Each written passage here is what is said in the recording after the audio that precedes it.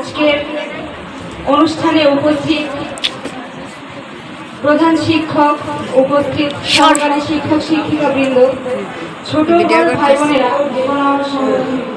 সবাইকে জানাচ্ছি সালাম।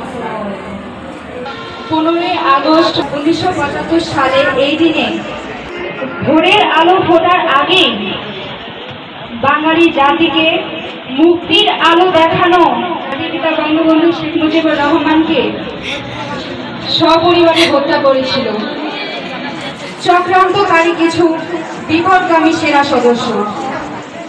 ঘাতকেরা এই দিন নারী, শিশু কাউকেই রেহাই দেয়নি, যা বাঙালির ইতিহাসে এক কলঙ্কিত অধ্যায়। বাংলাদেশের কোনো বাঙালি তার নিরাপত্তার জন্য হুমকি হয়ে দাঁড়াবে না, এই বিশ্বাস ছিল বঙ্গবন্ধু। সরল মনে তিনি বাংলাদেশের প্রতিটি মানুষকে এতটাই ভালোবাসতেন, এতটাই বিশ্বাস করতেন।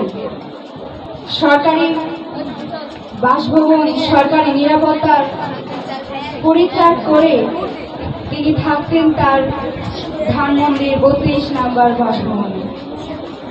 সেই বাড়িটি ছিল ঐতিহাসিক একটি বাড়ি, স্বাধীনতার আন্দোলনের সূত্রপাত। এই বাড়ি থেকেই বঙ্গবন্ধু যুদ্ধ বিধ্বস্ত দেশ গড়ার কাজে সর্বশক্তি প্রয়োগ করেছিলেন।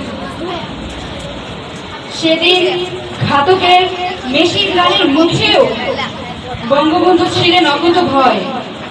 বাঙালির সর্বকালের সর্বশ্রেষ্ঠ সন্তানের যে জীবন ছিল সংগ্রাম মুখর, সংগ্রামের মধ্যে দিয়েই তিনি বড় হন। 1920 সালের 17ই মার্চ তখনকার বৃহত্তম ফরিদপুর জেলার গোপালগঞ্জ মহকুমার টুঙ্গিপাড়া গ্রামে জন্মগ্রহণ করেন শেখ মুজিবুর রহমান। জাতির পিতা, ছাত্র জীবন থেকেই তিনি রাজনীতিতে জড়িয়ে পড়েন। তিনি 70-এর নির্বাচনে অংশ নিয়ে আওয়ামী লীগকে এদেশের গণমানুষের আশা আকাঙ্ক্ষায় পরিণত করে। 1971 সালের 7ই মার্চ ঢাকা রেসকোর্স ময়দানে লক্ষ জনতার জনসমুদ্রে বঙ্গবন্ধু বজ্রকণ্ঠে ঘোষণা করেন, এবারে সংগ্রাম মুক্তির সংগ্রাম, এবারে সংগ্রাম স্বাধীনতার সংগ্রাম। এই ঘোষণায় উদ্দীপ্ত উজ্জীবিত জাতি স্বাধীনতার লড়াইয়ে ঝাঁপিয়ে পড়ে। পাক হানাদার বাহিনীর বিরুদ্ধে 9 মাস এক সাগর রক্ত পাড়িয়ে ছিনিয়ে আনে এদেশের স্বাধীনতা। লাল সবুজের পতাকার বাংলাদেশ, বঙ্গবন্ধুর সোনার বাংলা।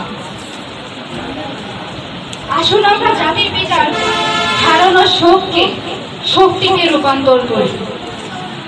বঙ্গবন্ধুর অসাম্প্রদায়িক চেতনার ক্ষুধা ও দরিদ্র মুক্ত বাংলাদেশ গড়ে তুলি। জয় বঙ্গবন্ধু, জয় বাংলা।